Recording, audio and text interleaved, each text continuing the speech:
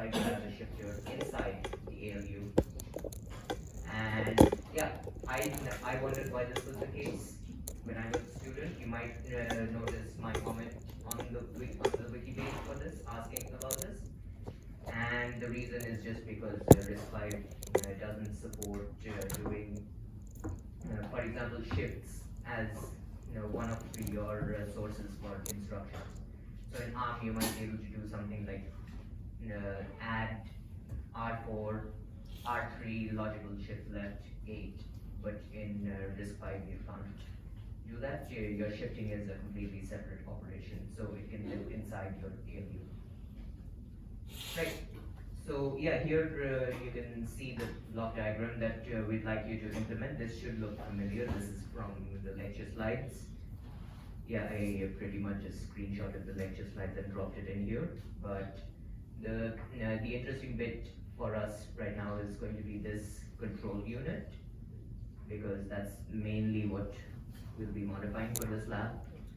And inside the control unit, you'll have your decoder and some conditional logic. So these signals over here, these are used to change the state of your CPU. So state meaning your things like your program counter, your memory, and so on. And if your instruction shouldn't execute, you just force, for example, PC source to 0. Yeah, and this is just going to correspond to this control unit over here.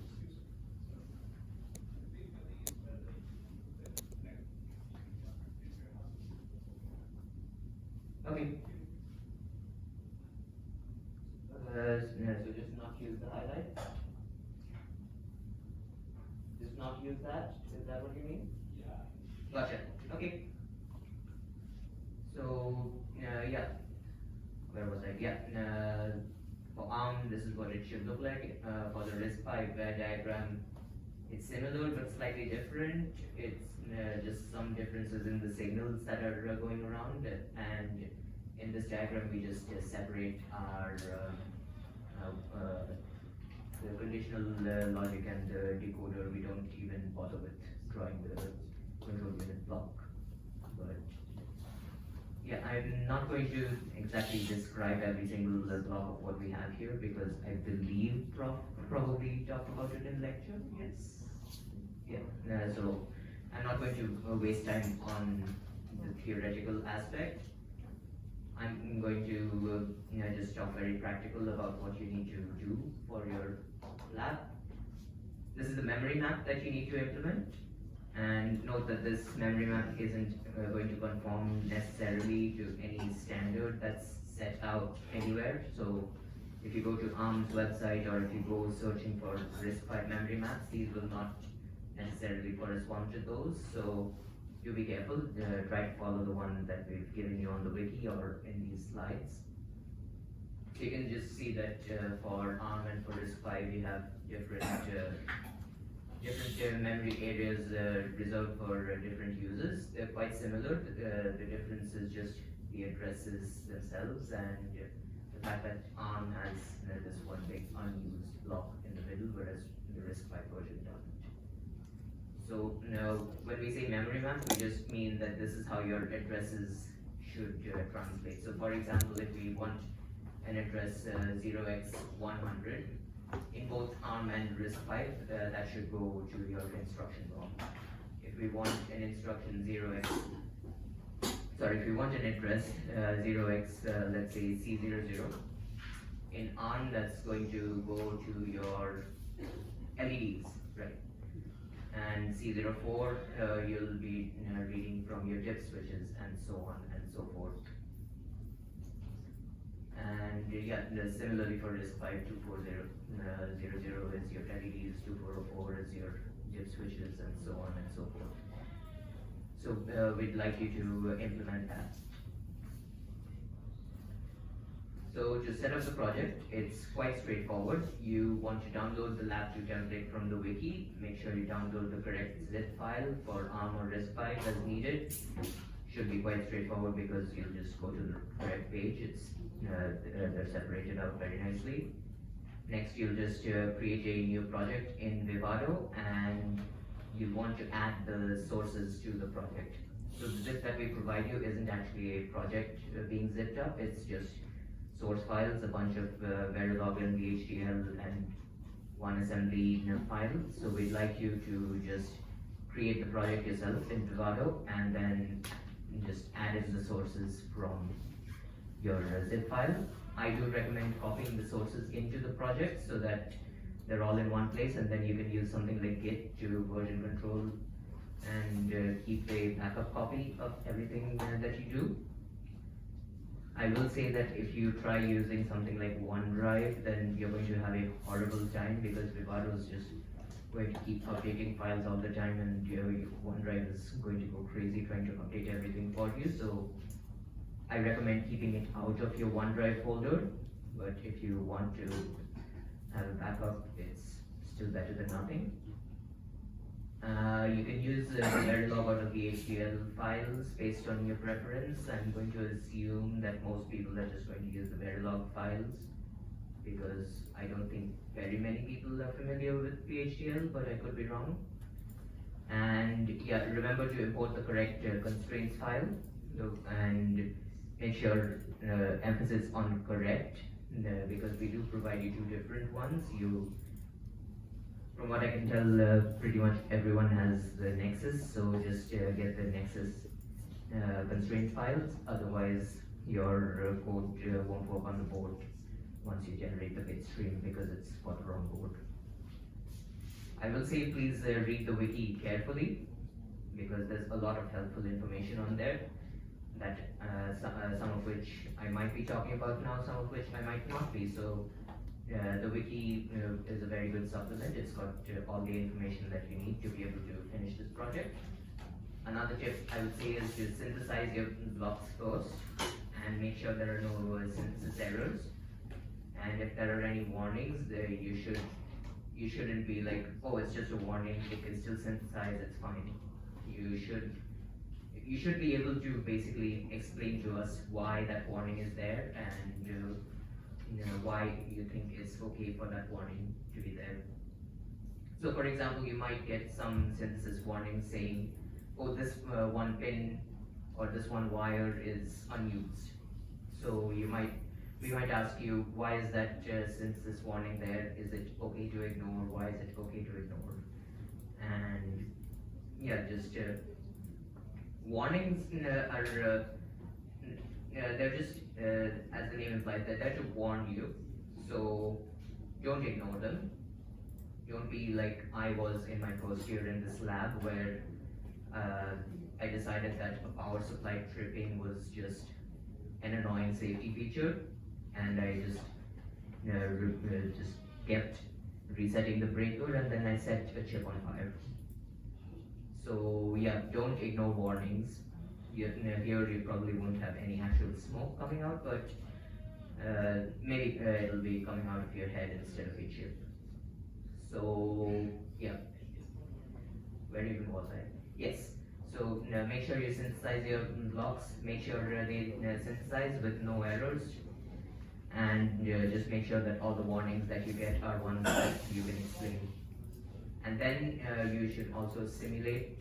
You should write a good HDL test bench that simulates a good number of cases, some edge cases as well, if applicable. And yeah, we do require you to submit a test bench that is a convincing demonstration that your design works. And yeah, you should do this before obviously testing on hardware, because anyone that's done EE 2026 will know that synthesis and then implementation and then bitstream generation is a long and arduous process, and you really don't want to be testing on hardware if you can just test in simulations beforehand. If you think synthesis, implementation, and then generating the bitstream is a long process, then doing it when you're in an actual semiconductor company trying to design a chip, it's even longer and usually even more costly.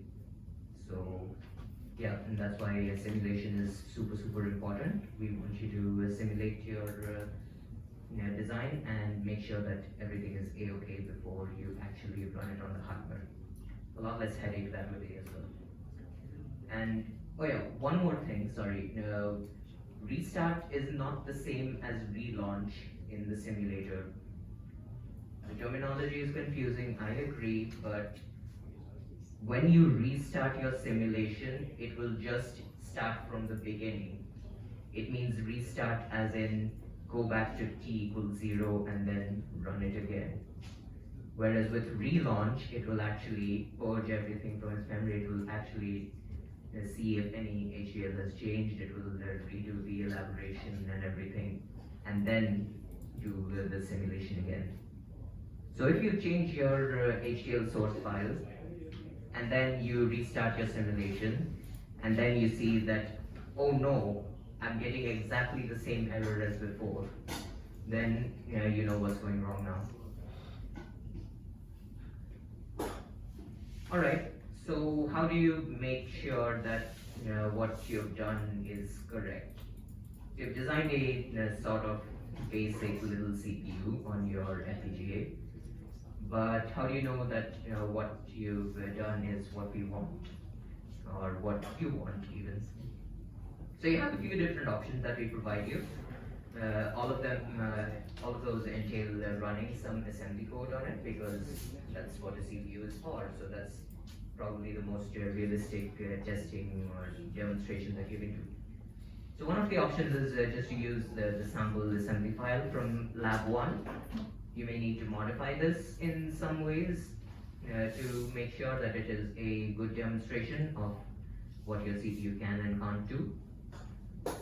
You can also use the hello world assembly file that we provide, which it isn't designed to be comprehensive. It isn't designed to be very simple to understand. It's just an example of one of the things that you can do, and it's also a good example for how you can implement UART for your CPU, especially with testing. And yeah, you can use a realterm on Windows as a UART terminal to interface with your CPU, and that's a good one that we found. And option 3, which is the best one, and that we think most of you should do. Actually, we think all of you should do, but most of you will probably do this. It's to write your own assembly code. Like I said, this is the best option, and this is the one that we recommend for your demonstration. And this way you can just write a bespoke assembly program that will demonstrate all of the implemented features that you have. Now, we only need you to demonstrate the features that you've implemented, so things like the instructions that you've implemented. What we don't need you to do is demonstrate all of the hardware features that are already implemented in your top and wrapper modules. So, for example, you don't need to use the UART, you don't need to use the LEDs, you don't need to use the 7-segment. We will leave it slightly up to your discretion what you think is a convincing demonstration that all of your instructions work as they are supposed to. So if you can do that with just the LEDs and dip switches, then that's fine. I remember my demo that I did back in the day. We used the push buttons, the dip switches, the LEDs, I think, yeah, the LEDs and the 7-segment displays to make a little calculator program. So we didn't touch the UART at all, so you can get away with not touching some of the hardware at all. And for options 1 and 3, do note that the test wrapper file that we provide you is designed to test your code with the hello world assembly file and provide your CPU the stimuli that are appropriate for that file. So if you want to use the assembly file from lab 1, or if you want to write your own assembly code, then you will need to modify the test wrapper file as necessary to do that. Submission details. So if you have just one slide to pay attention to, this is the one, as is evidenced by the fact that so much stuff is highlighted on here. So demonstration is going to be in week 7, which is the next academic week, but you also have recess week in between, so you have some time to get this done. It's not a super involved lab. I'd say probably 4 is going to be more involved. But yeah, we'd like you to demo in week 7. We'd like you to ideally use just one assembly program that will demonstrate all of the features, so you don't have to start modifying your Verilog or whatever in the middle of your demonstration, because that just takes forever. So yeah, make it one single program that will demonstrate all the features that you've done. We'd like you to upload a single archive zip file to the canvas. It should contain all the created or modified Verilog or VHDL files, your bitstream file, your assembly file, and a readme.txt file with just the purpose of every single file that you've created and modified. It just needs to be very short, nothing too detailed. So yeah, importantly, the files must be the exact same as the ones that you use for demonstration. And we do not want you to zip up the whole Vivado project, because that contains a lot of other folders and nonsense that we don't really need to assess your code.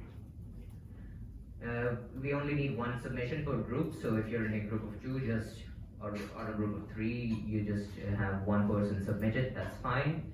And we will only count the last submission from any group member as the final submission. So before the deadline, you can submit, resubmit as many times as you need. If you realize you forgot something, that's fine. Don't need to ask for permission, you can just re-upload and we'll take the latest one. We'd like you to not waste time adding extra features or performance improvements that we haven't asked for, because you're not going to get extra points for that. You will get extra points for that in lab 4. So if you have any ideas on how to improve things, then just hold that thought for now and leave it for lab 4, where you can get a few extra points for doing something cool.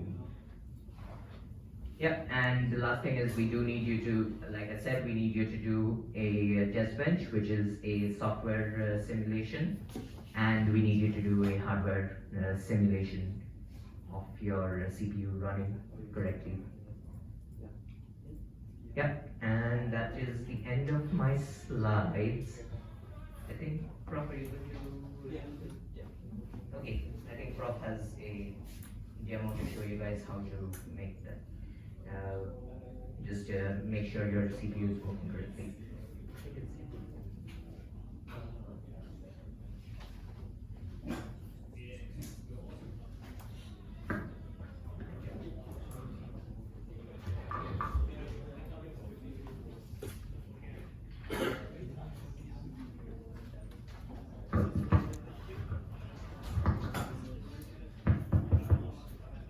Okay, hi folks. Okay, so if you listen to me for the next few minutes, save several hours of your life. I'll show you how to do debugging systematically. I can confirm, please pay attention.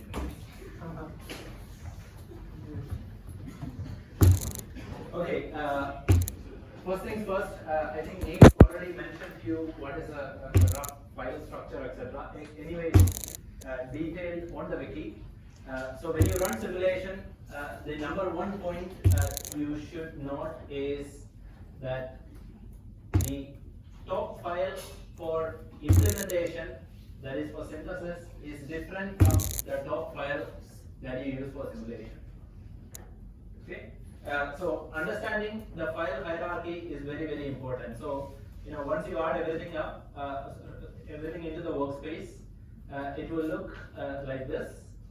So you have all these components, for example, register file, extend unit, decoder, etc., all combining to form your ARM processor. So all these are sub-modules of your ARM processor. And the processor itself is plugged into this module called wrapper. Because a processor still needs stuff like memory and peripherals, right? So the memory and peripherals are sort of implemented in wrapper. So if you go to wrapper, which you are not expected to modify except for a couple of parts.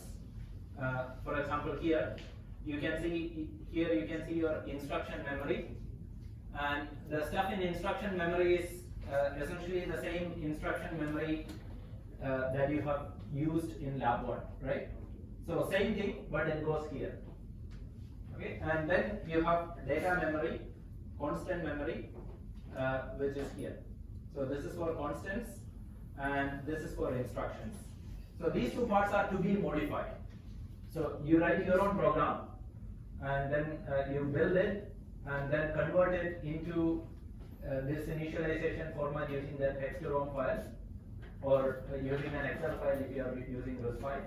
But if you are using ARM, you can use the text to ROM program to copy paste it here, right? And that's how you sort of program the processor. So you have your processor, and you have your wrapper containing the ROMs, right? Instruction and data ROMs. And the wrapper also contains the memory map that Neil was talking about earlier. So you can see this is a memory map. This is a part where we are implementing a decoder which will look at the address issued by the processor and will decide which device is to be activated. This is a case of what we call memory mapped input output, where each device is given a separate memory range. For example, the constant memory is having a memory address range of 200 to 3FC. Okay, the variable memory, which is your so-called RAM, has an address range of 800 to 9FC. And there are a number of other peripherals such as LEDs, dip switches, and those kind of stuff. Each of them is assigned a certain address. And you can see the address map details from the wiki. And like Neil just mentioned, it's not a standard address map, it's just something which we created for convenience. Okay, but every processor in real world will have some address map similar to this, which you can find in the appropriate data sheet. Okay, and for us, the data sheet is a wiki, so you can find it in the wiki. So yeah, that's that, and you can also see other stuff like writing to various peripherals. So this is reading from peripherals, and then writing to peripherals, etc. here. Okay, and how do you write to LEDs from your processor? If you understood the example program that was provided for lab 1, you know, right? That when you write to a certain address location, like for example C00, you are actually writing to LEDs. Yeah. One difference though, or one point to note though, not all LEDs are writable from your program. Even though there are 16 LEDs on the board, only 8 LEDs can be controlled from your assembly language program. The other 8 LEDs are hardwired for some other purpose. Again, if you read the wiki, you will know. One of the LED is meant to show the divided clock. The other 7 LEDs show 7 bits of your PC, so that you know precisely which instruction is executing at any point in time. And these are already hardwired, you don't have to do anything. The only point to note is that even though you have 16 LEDs, only 8 are controllable from your program. Okay, the other 8 aren't. And similarly, for the push button switches, even though there are 5 of them, only 4 of them are readable from your program. One of them is a post button, which again is hardwired, and that hardwiring occurs in wrapper. If you scroll through, you can see all this information. Okay, so just because it's provided to you does not mean you should just ignore and take it for granted. Please do go through this file as well, even though you are not expected to modify except for the instruction memory and data memory parts. Okay, so here you can see the LEDs showing the PC value, and there is also another LED which shows the divider clock, etc. Anyway, it's not a particularly complicated file to understand, so you go through it. Yeah. And then we have the top level module, which you are not expected to touch at all. It's provided only in VHDL, not in Verilog. Anyway, you don't have to modify it. But one of the good things you can see is that VHDL and Verilog can be quite easily mixed. So even though our top level module is in VHDL, it doesn't cause you any trouble or harm at all.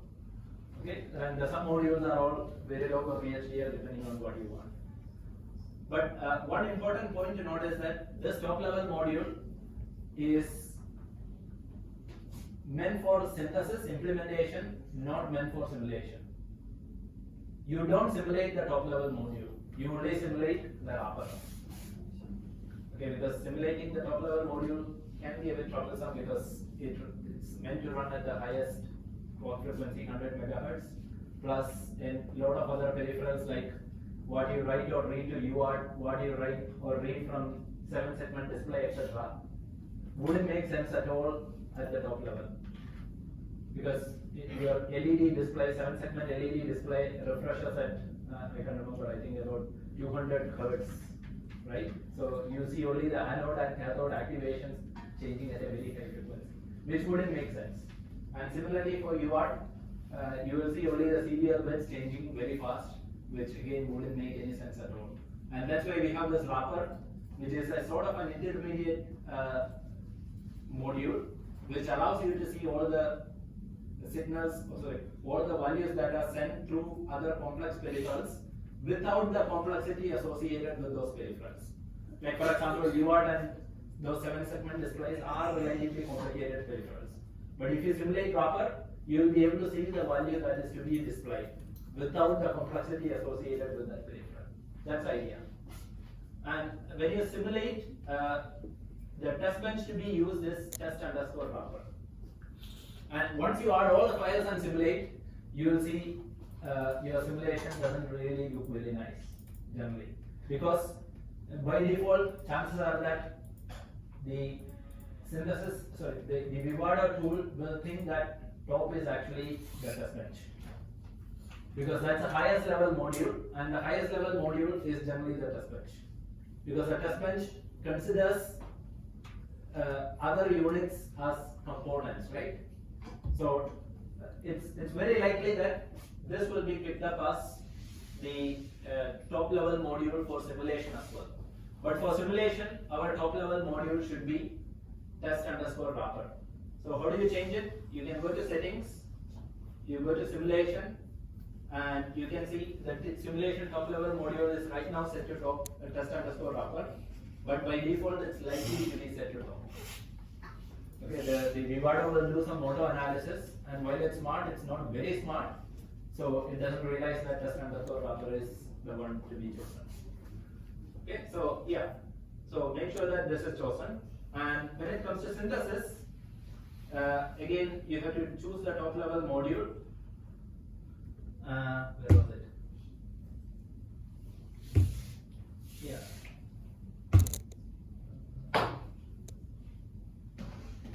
Okay, anyway, for synthesis there is an easier option. You can just right click, that's what I usually do, and set as top, and it's already set as top. But if you set something else as top, make sure that before you do the actual implementation, you set top as the top level module. So right click and set as top, it is not already set. Okay, but there are situations where you might want other modules to be top level modules. Like for example, when you are testing, or or after you have created the decoder, right click, set the decoder as top level module and try synthesizing. Don't implement it, just synthesize. You cannot do a full implementation because your decoder is not meant to be the final module, right? But you can just run synthesis and see whether there are warnings. And usually you get a lot of information from the warnings and possibly errors that you see in synthesis. Because remember, I mentioned in the lecture, your synthesis tool is way smarter than simulation tool. It tries to see whether the code that you wrote makes structural sense. So it's a usual practice, I do it all the time, that after writing a code, even before simulation, I just run synthesis to see the warnings and errors. Okay, and fix them before you venture into simulation. But that's the only purpose of synthesizing a sub-module. For actual implementation, your synthesis will be done for the final top level module, which is top. And there are two versions of top provided for two different boards. But this time, since the class size is not big, we have only one board in circulation. I mean, two boards in circulation, in fact, Nexus 4 and Nexus 4 DDR, but both of them have identical part numbers or an identical FPGA. Okay, so the top level module is the same. Next, running simulation. Okay, to run simulation, you just right click and run behavioral simulation as you must have done in lab 1. And by default, it will run for 1000 nanoseconds. And our clock is assumed to be 10 nanoseconds, that's how it is set, which means it will run for 100 cycles and stop. Okay, which is generally not what you want. Okay, fine. Yeah, if you want to see the effect of 100 cycles, fine. But when you are developing and debugging, you probably won't just go that far and look at the results. Okay, you will want to see what happens in the first few cycles, whether things are okay, before you try for more and more cycles. So how do you check whether okay the first 2 clock cycles produce correct results? What is supposed to happen in the first 2 cycles? I mean, what are we trying to build or simulate? A processor, right? It executes code. And since we are creating a single cycle processor, if you are looking at the result after 2 cycles, it will be whatever the processor does in 2 cycles, which is the first 2 instructions. Yeah? Each clock cycle corresponds to an instruction. And you can see here, okay, here is the first instruction and second instruction. And it's very easy to see because if you look at LED_PC, you will see the instruction number. Okay, not the actual PC address, the instruction number. The actual PC is the instruction number into 4. Because each instruction number is word, like 1, 2, 3, 4. But your PC value will be like 0, 1, 2, 3, 4. But your PC value will be 0, 4, 8, C, 1, 0, and so on. Because your PC is multiples of 4, right? So here you can see the processor is executing the first instruction, and at this point the first instruction has been completed. But I don't have a clock here, so one of the logical things that you might want to do is to have the clock that is going into the processor as one of the steps that you have here.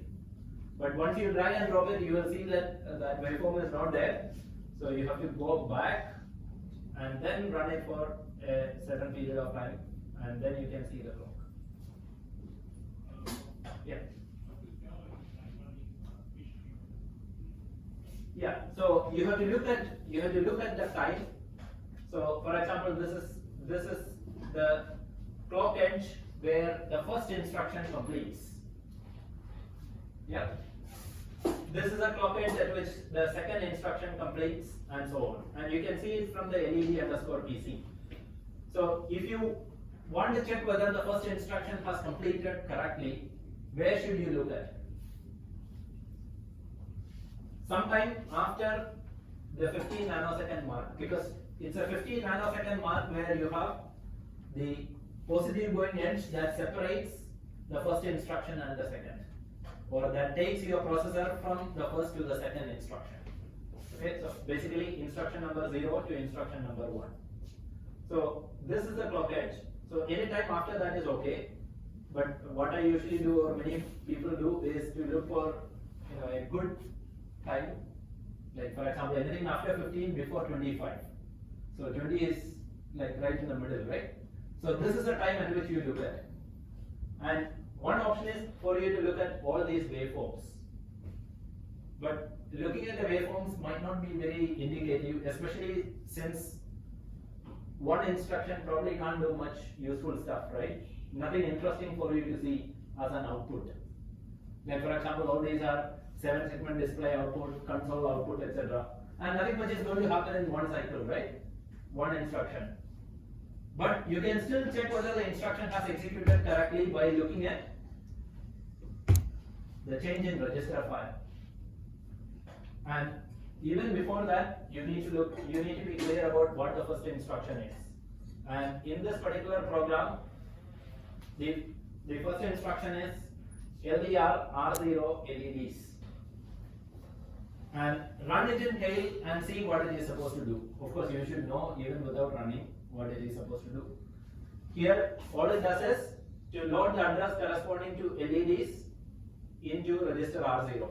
And you can check whether it has actually worked that way by executing the first instruction, and you can see R0 changed to C00. Right? So effectively, what the first instruction does is to change R0 to C00. And the same thing should happen in your hardware too. This is a software simulation, right? And you are creating your processor in HDL, and you want to see whether the processor that you created works correctly. And you can see that you can check that by checking R0. So how do you check R0? You expand this, go to register file. Okay, I have seen a lot of you just don't use this part at all, and look straight at the waveform. Okay, number one advice to you: don't look at the waveform first. Okay, waveform is not a good way to start debugging. Look at the values on the left rather than just minimizing it. Like I have seen 90% of you just minimize those away, right? As annoyance. It's not an annoyance, it's actually very useful. But you need to be clear about what you are seeing there, or the time at which all these values are relevant. One common mistake that people make is to think that just by clicking this waveform, the values on the left will change correspondingly. It doesn't. The values on the left corresponds to the time at which the simulation has been suspended, which in this case is 40 nanoseconds. If I am interested in looking at what happens at 20 nanoseconds, because that's immediately after the first instruction execution, what should I do? I need to go back. Okay, type in 20 here and then click this, not this. This will run until a breakpoint, like this. So now your simulation has closed the 20 nanoseconds, which is after the first instruction, but the second instruction hasn't completed yet. That's a point at which you want to see whether the first instruction has completed correctly, right? Now go in here. Okay, so go to scope and then look at objects. And the main object you are interested in is the value of R0. So go click at register file and then click reg bank, which is the bank of all registers, and you can see R0 value is C00. Now that is a very good news. That shows that the first instruction has completed correctly. It did what it was supposed to do. So now you can see a close parallel between the software simulation that you do in Tail and the hardware simulation that you do in Vivado. Always have the two side by side. Okay, and check for correspondence. This is a lot more powerful than just looking at the waveforms. Right? Looking at waveform is just too much information. Whereas here the information is in textual form, you can see what you want to see in a very, very easy manner. Got it? Now, the first instruction has completed successfully. You want to see what is the result of second instruction. How do you do? Or how do you check that? You don't have to go back. You can just add another 10 here, which is one more cycle, and then click this. So this is the hardware equivalent of your single stepping in software. You see, one more clock cycle. And now you can check all the values in the register file to see if it is correct. And the second instruction here, okay, is supposed to change R1 to C08. And you can see that that is indeed what has happened here. So the second instruction has also worked correctly. Yeah. Now, in real life, things may not always be correct. So what if it is wrong? How do you identify what is wrong? Okay, let me make a mistake intentionally. Like, let me go to ALU module and then change that addition to subtraction. Of course, it's not supposed to be how it is. I'm just making a mistake for the sake of making a mistake so that I can show you how to debug. Yep. Now, can I just run it here? No, this is the important part that Neil had mentioned earlier. You have to do relaunch, not rerun. Because now your code has changed, the entire simulation has to be restarted. Okay, so make sure that you click this. And this again may not always work, in which case you have to go back and run simulation again.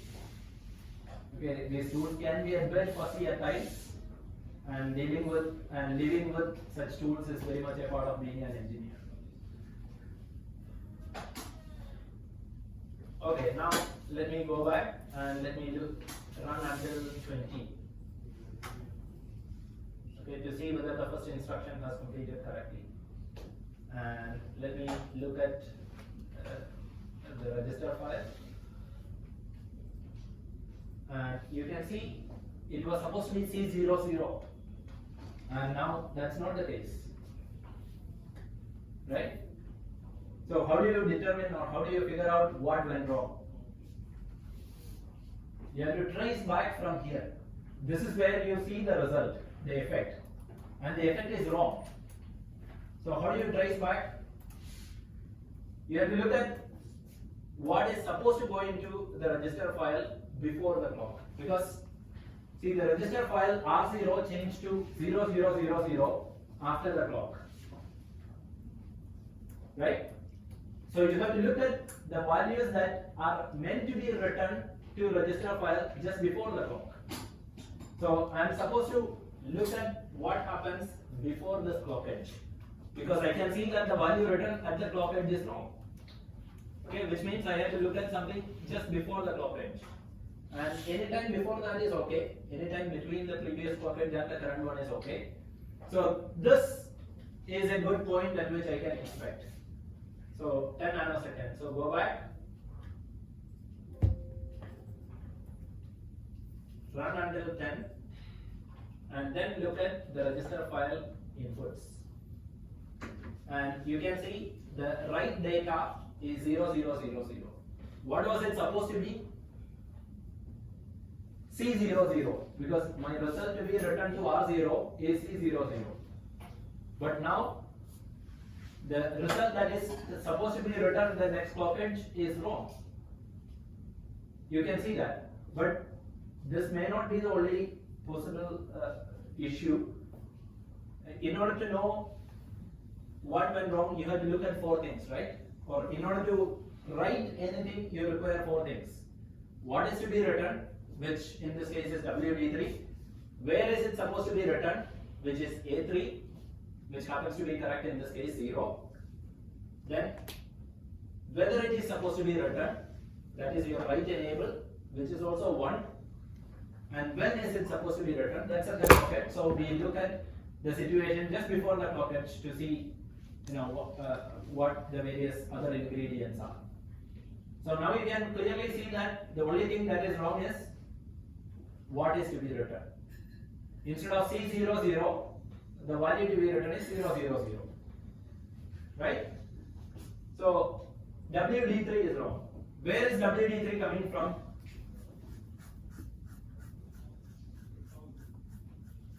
WD3 comes from your data path, the rest of the data path.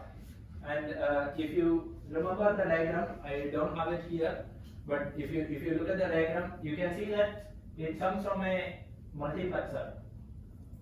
A multiplexer that selects the output of either ALU or the output of data memory. And that is the result that is written into the register file. Right? So now I can look at the output of ALU to see whether it's correct, because okay, you have to show you have to look at the rest of the data path as well, but I don't want to show it because that will be the code that is a part of your what you are supposed to do. So anyway, let me just look at the output of ALU. So this output of ALU and the output of data memory goes into a multiplexer, and the output of that multiplexer is your write data. Right? Now let's look at the output of ALU, because that's one of the two possible data sources, and see whether it's correct. So ALU result, you can see, is wrong. Your ALU result was supposed to be C00, right? Because the first instruction, if you recall, is a load instruction, right? For a load instruction, the address computation, the address computation happens in the ALU, and the ALU, the address computed by the ALU is the one that goes into the data memory. Maybe give me a moment. Instead of just trying to imagine things, it's a lot easier if I can just show you the diagram. Let me see if I have it here.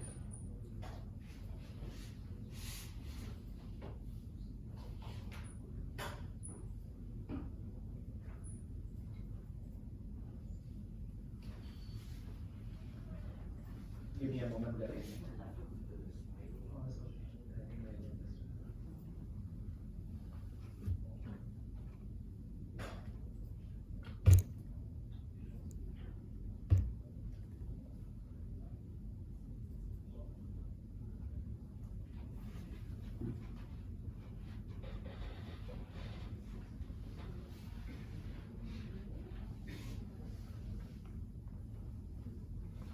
Okay, so this is your processor, right?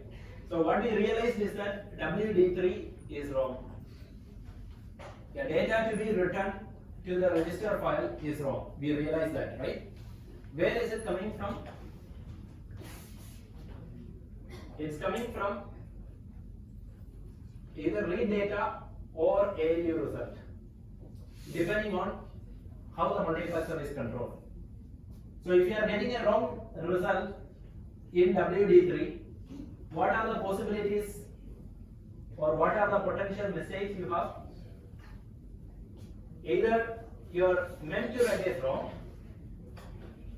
and mem to write for a load instruction is supposed to be, is it 1 or 0?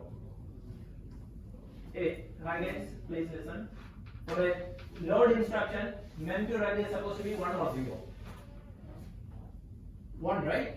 Because for a load instruction, you can see that the result is the data that is read from data memory. So you can check that part whether it's correct. Okay, so you go to ARM and then check the mem to write that is sent to sent from the control unit. So mem to write, okay, you can actually check the output of the decoder, and you can see mem to write is indeed 1. Okay, that goes into the ARM module, which causes it to select between the ALU result.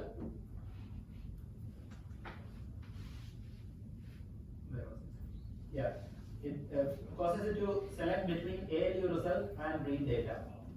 And you can see the read data here is the one which is supposed to be selected because it's 1. When mem to write is 1, read data is the one which is selected, right? And read data you can see is wrong. So basically, we are diagnosing the problem. We realize that this is wrong. We realize that this is wrong, but we realize that this is right. And if this is right and this is wrong, it means, well, this has to be wrong. And we can see that that is indeed wrong. Read data is 0. It was supposed to be C00, right? And now we need to check what is the address sent to the data memory. The address is actually computed by the arithmetic and logic unit. So the ALU output is the address. Is it correct? You can see ALU result is the address. Okay, and I let me not bother explaining what this address is, but it's not very difficult to see that it looks obviously wrong. Right? Because all the addresses that we deal with are very, very small numbers. It is supposed to be something like, something which is within 3 hex digits. We don't really look at big addresses. Right? The entire address space is actually quite small, the one we are dealing with. And something like FFFFC obviously looks wrong as an address. And then we can go back and see why it is wrong. So you go into ALU, Arithmetic and Logic Unit, and you realize that the result is wrong.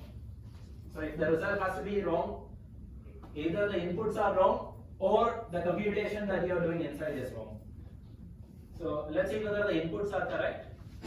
The inputs are ALU SRC A and ALU SRC B. Well, they don't look very wrong. In fact, these two should combine to give you 2, 0, 0, right? And you can see it is 20C and 08, which looks not so wrong, but you can see the result is very wrong. So if your inputs are correct, okay, there is one more input that you need to check, other than the two data inputs, which is the control signal. The control signal here is 0, which is corresponding to addition. So the two inputs look okay, nothing terribly wrong at least. And the ALU control is also okay, which means all the 3 inputs required for the ALU is correct. And the result from the ALU is wrong, which means the ALU implementation has something wrong. Right? And you can just double click on the part where the result is generated, or the result itself, ALU result.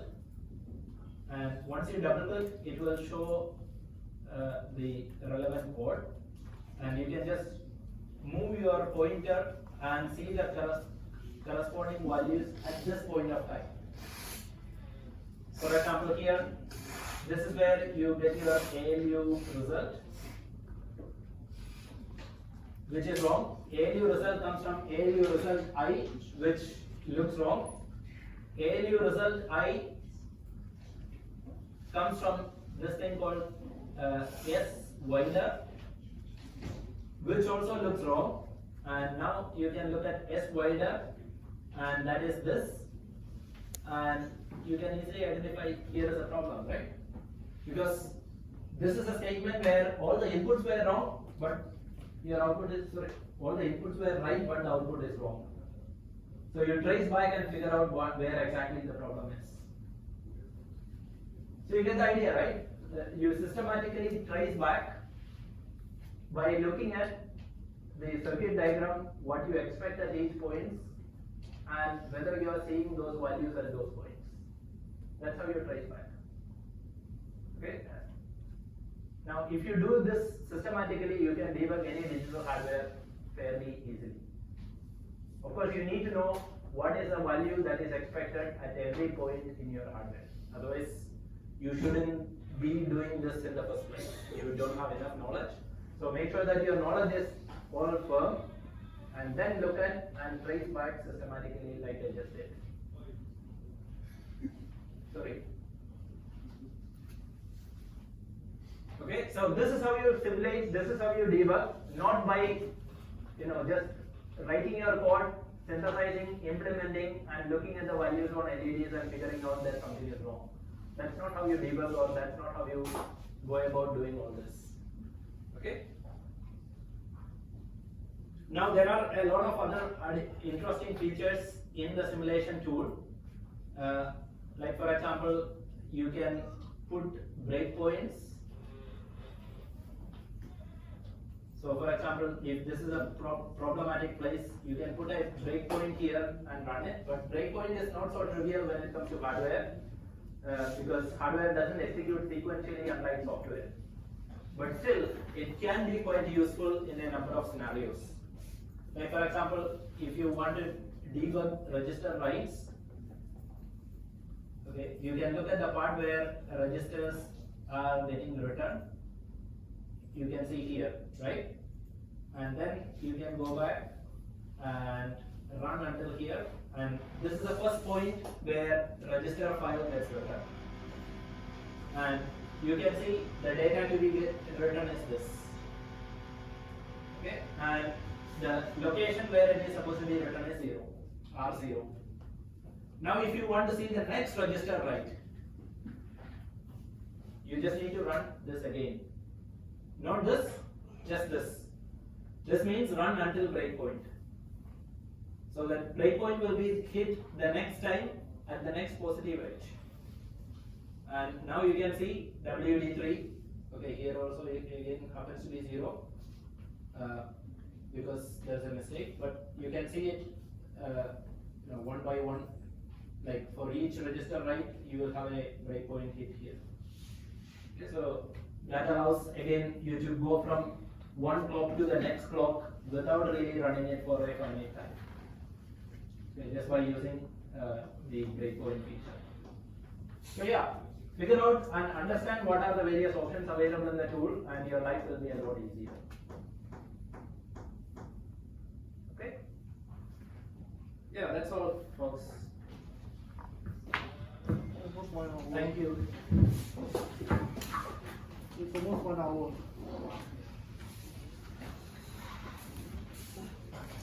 Running away now.